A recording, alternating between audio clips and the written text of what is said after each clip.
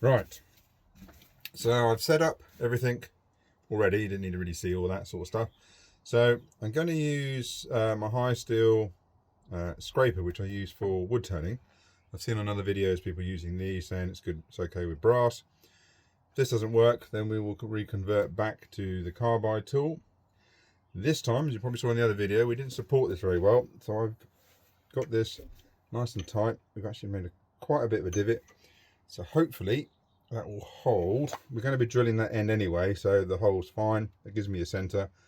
So we just want to turn this down to size so that I can then turn it round, and then we're going to cut and make a tenon on the end, and then make a thread to put on a finial along with a clip. So we're just going to turn this bit. This is the boring bit, but I don't know how to speed the video up and everything else. So the only thing we can do is get started. We may make a lot of noise with the vacuum, just see how the chips come off first of all. Last time what we did is we had to wear a pair of gloves. So I'm just going to put on my gloves. And the reason is just that the chippings come out and they dig into your skin, and what you don't want to do is rub them in and have little brass splinters in there, because they irritate for days. Right, okay, so speed. I got all that speed, so we're on about 600 or 700. Just make sure it's not wobbling too much. A little bit of height, bring about the centre. And we just be gentle. As mentioned before, gloves is a particularly dangerous thing. Let me put that down properly, see?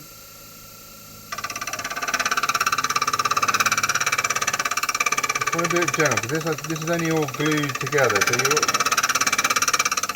put too much pressure on, because what you'll end up doing is just ripping apart the glue section. So we just want to get it nice and gentle, and just see it coming off nicely. I'm only using 1/2 of the scraper because I actually put a curve in it, because I use it a lot for the inside of bowls.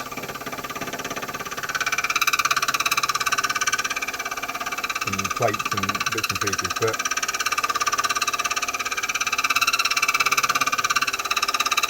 it's coming off nicely, just gently, no rush.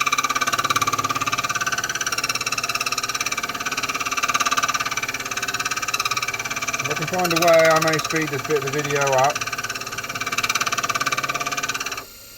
Another thing when putting the collet on system is to have a collet stay, or I'm not sure what the technical term is, but I use a 10mm threaded rod to go through and then lock that, and that keeps it in, because they do have a tendency, because you're pushing against them, to pop out.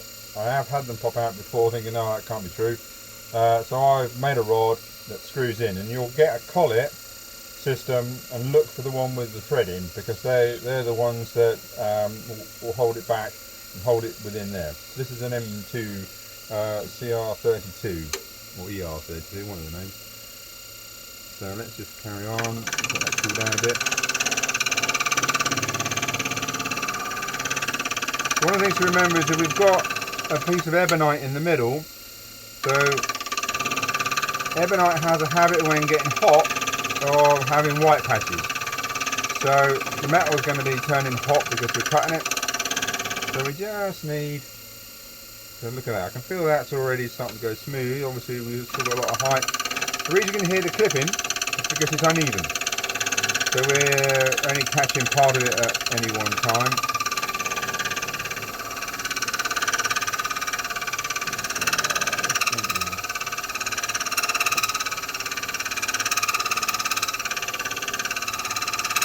Not putting any pressure on there, you've got to be patient.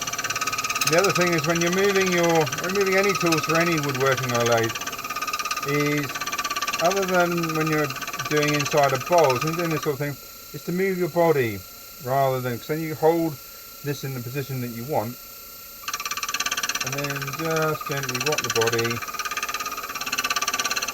I have seen it referred to as the skew dance.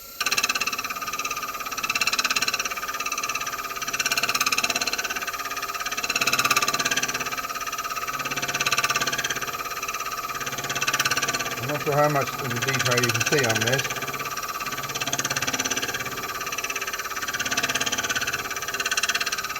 So I'm going to just crack on. Let's have a quick look, see where we're at. So that's coming down nicely. Again, we've got quite a long way to go, so we will do that with no more commentary and then just give you the speed it up. I don't really want you to sit there watching this bit boring. I'll push it through.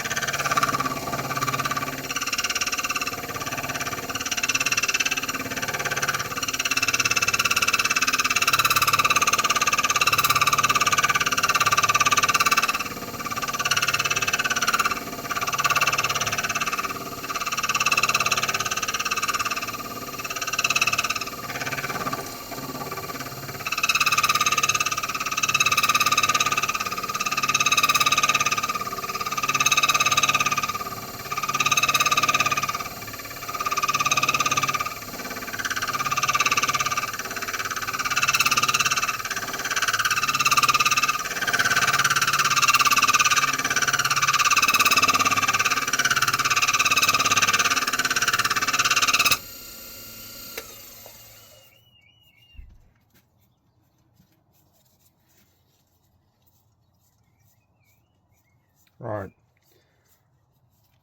so we can either go for sharpen, or we may go to the carbide just to see how much that takes off. So we're going to find my big carbide, which was yesterday's one.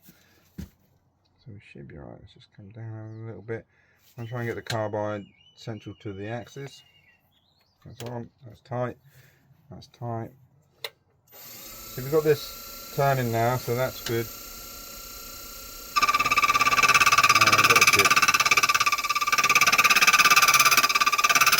So for sound, I'm going to put on the extractor, because this is chipping off better with the carbide. So another lesson learned.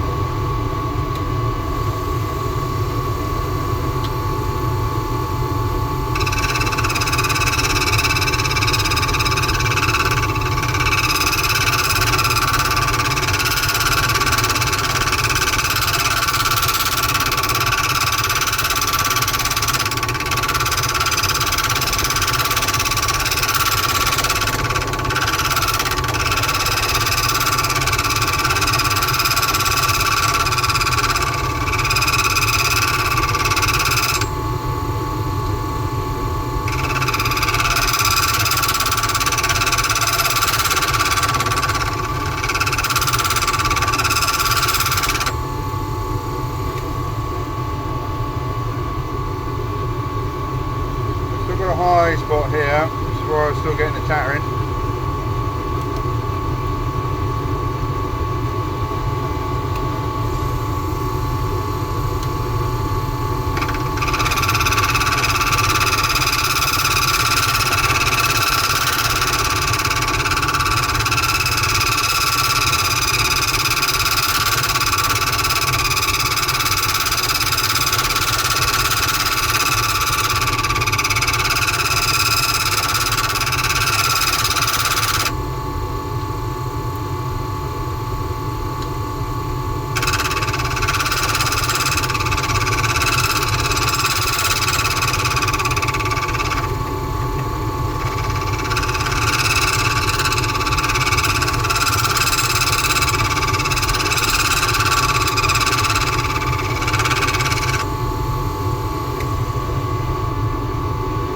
Right, we're almost there. Still got a high spot. I don't want to take too much off.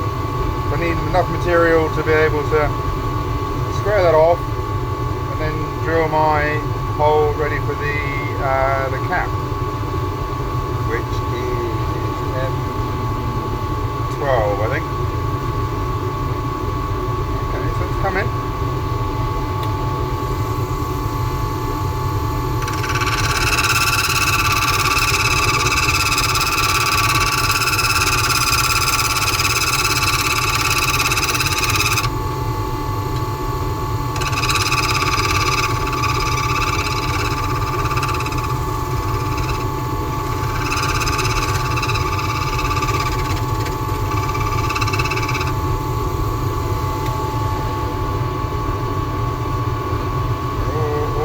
There.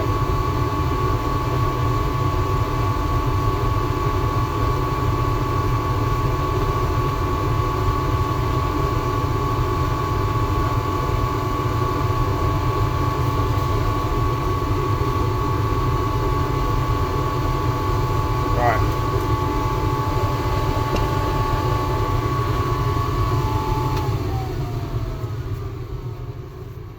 So where the unevenness of the squares that I made, we've still got filled here with epoxy glue, but it's quite warm. We're round, so that's where I kind of want to end it. We will come back to that when we're finishing the pen. So what we're trying to do is just trying to get all the parts ready for the final turn. So they're all measured and everything else, put it together.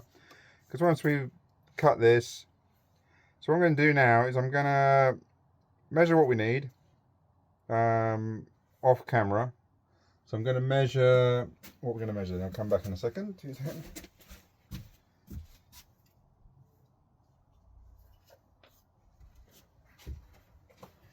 So we've got to measure the length of all of this with the section once it's attached to here. So we'll need to know once we've got the section done, which is probably what I'll do next before we start digging holes, and then we can measure the depths that we need to do that. So I like to get it all together. So the next thing I'm going to do is we're going to leave that. It's starting to get a little bit of chatter into that bit there for some reason. Is turn this, get it all measured up, and then put it in, make sure that this fits. I don't have to do a little bit more digging in there, so to speak.